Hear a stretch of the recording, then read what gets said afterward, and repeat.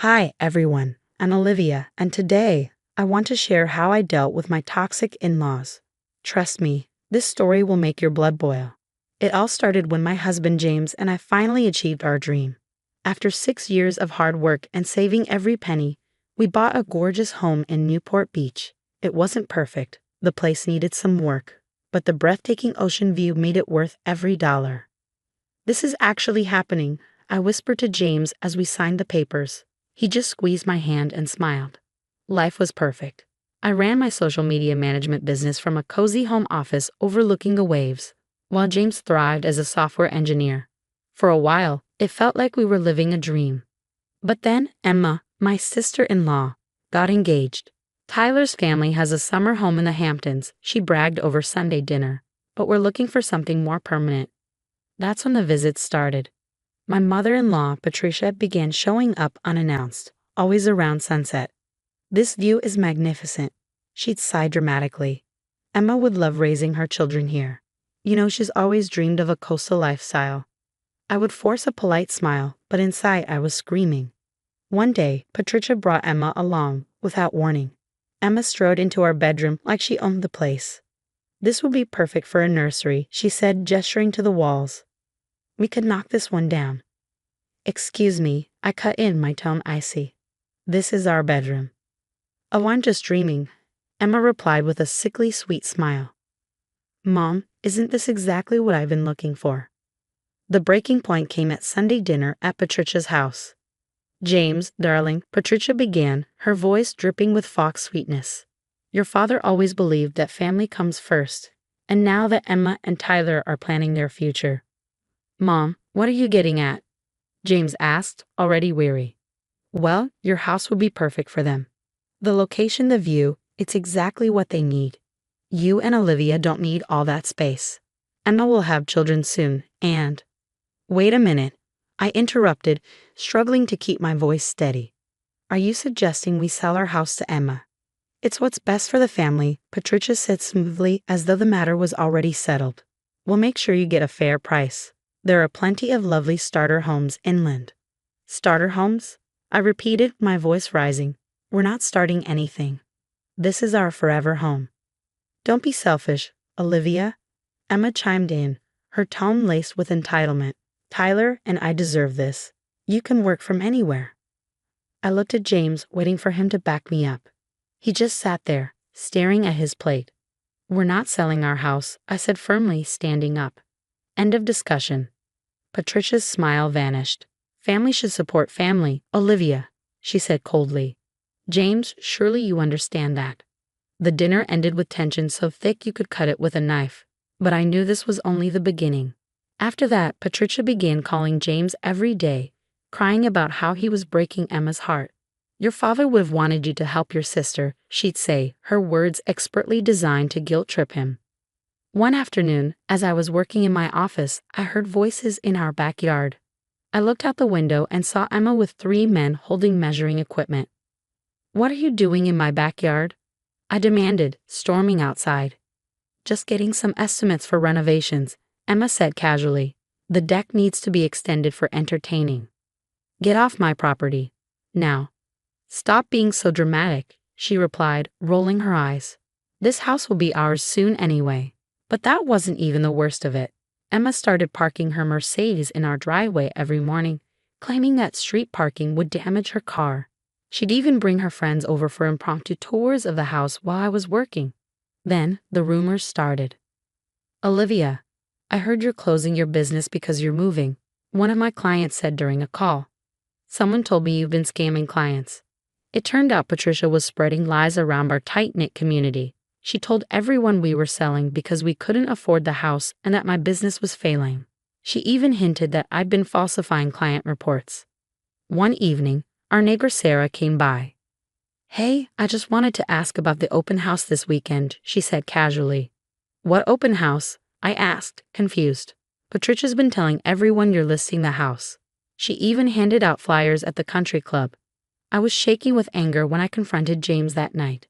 Your mother is trying to destroy my business and our reputation, I said, my voice trembling. She's just excited about Emma's future, James replied, running a hand through his hair. Excited? She's harassing us. Emma brings contractors to our house without permission. Your mother's spreading lies about my business. They're both acting like we're their personal doormats. James sighed, looking exhausted. Maybe we should at least consider it. I stared at him stunned. Consider what? Selling. She said she'd help us find a nice place closer to my work. It would be a shorter commute. Are you serious right now? I interrupted, my voice rising. After everything they've done.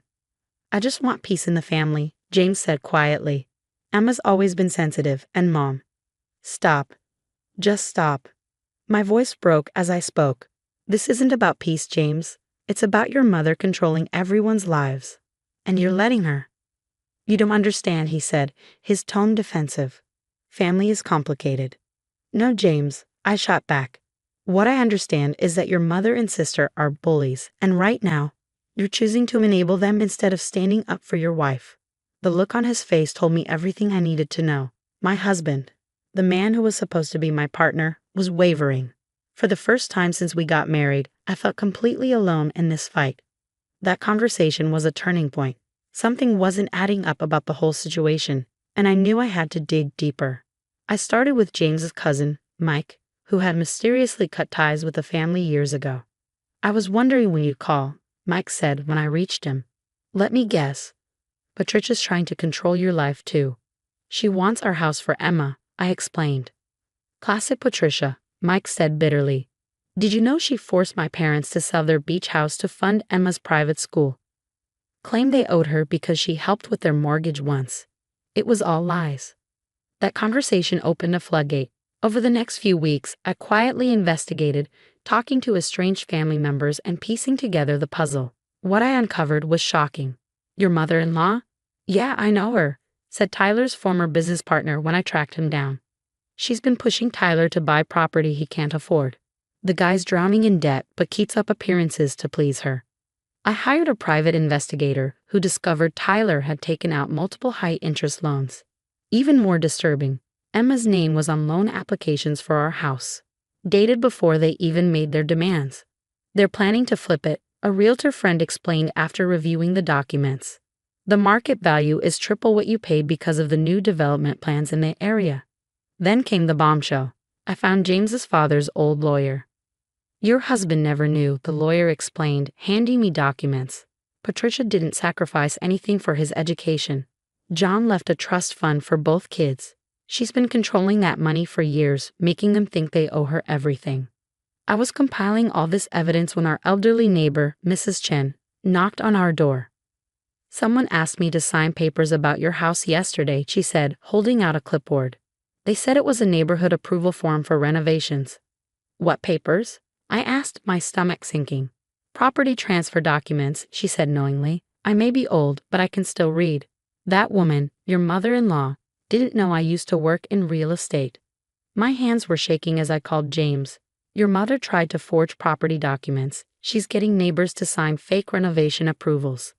That's impossible, James said, his voice tinged with disbelief. You must be mistaken. I have proof, James, not just about this, about everything. Your college fund? It wasn't from her. Your dad left you that money. The silence on the other end was deafening. What are you talking about? He finally asked. Come home. Now, there's something you need to see. When James walked in and saw the dining room table covered with documents, the loan applications, trust fund papers, and forged documents, his face went pale. All these years, he whispered, picking up his father's trust fund statement. She made me feel like I owed her everything. That's when the front door burst open. Patricia stormed in, waving papers. I have the transfer documents right here. All we need is your signature. She froze when she saw what was on the table. How dare you go behind my back? She screeched, lunging for the documents. This is family business. You're right, Mom, James said, his voice ice cold. This is family business, and we're dealing with it right now. I didn't need to do anything after that. Once the truth came out, karma took care of the rest. A mysterious tip, definitely not from me, reached Tyler's investors about his fraudulent loans.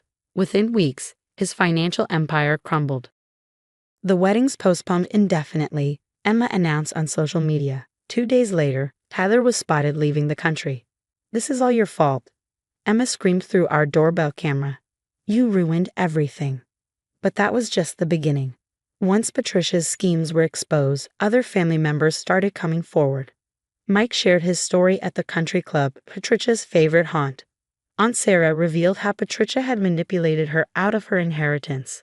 The dominoes just kept falling. "Did you hear?" One neighbor whispered to another. "Patricia Turner tried to forge property documents. I always knew something was off about her." The whispers followed Patricia everywhere. Her once coveted spot in the weekly tennis group suddenly disappeared. No room for new members, they said. Her charity board position was mysteriously restructured. The facade she'd worked so hard to maintain was crumbling, and everyone was starting to see her for who she truly was. James watched it all with a mixture of sadness and relief. "I can't believe I almost lost you because of their manipulation," he said one evening as we sat on our new deck, the ocean breeze brushing past us. "You didn't lose me," I said, squeezing his hand. "You chose us." Emma's downfall, however, was far more spectacular. During an interview at a prestigious firm, she reportedly demanded the corner office right away because, as she put it, "My family deserves the best." She didn't get the job, or the next one. Last I heard, she'd moved to a small town in Idaho, far from the life of privilege she'd once flaunted.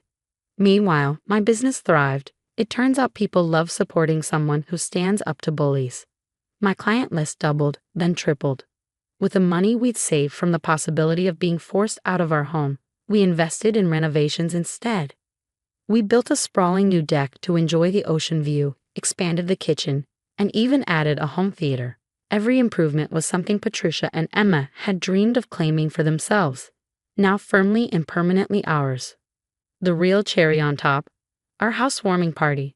We invited the entire community, along with all the family members Patricia had alienated over the years. The sunset that evening was spectacular, painting the ocean in shades of gold and crimson. "To new beginnings," James said, raising his glass. We were surrounded by genuine friends and family, people who loved us for who we were, not what we could give them. As the party reached full swing, I caught a glimpse of a car parked down the street, Patricia and Emma. They hadn't been invited, of course, and they knew better than to crash. From their car, they watched in silence, unwelcome and unacknowledged. After a few minutes, they drove away, disappearing into the darkness while we celebrated in the light. "You know what's funny?" I said to James later that night, standing on our deck and looking out at the endless ocean. "What's that?" he asked, wrapping his arms around me. "They wanted this house so badly, but they lost everything trying to take it, and all we did was stand our ground." James smiled, holding me close. "No, babe. You stood your ground. You saved us both." It struck me then. Sometimes the best revenge isn't doing anything at all. It's simply refusing to give in to toxic people and letting their own actions become their downfall. What would you have done if your spouse started wavering under family pressure? Would you have fought alone, like I did, or given in to keep the peace? Because at the end of the day, it's not just about a house. It's about standing up to manipulation and refusing to let toxic people control your life. I chose to fight. It cost me months of stress, but it saved my marriage and, more importantly, my self-respect. Share your thoughts in the comments below. If you enjoyed this story of standing up to entitled in-laws, hit the like button and subscribe for more real-life stories about overcoming toxic relationships and reclaiming your power.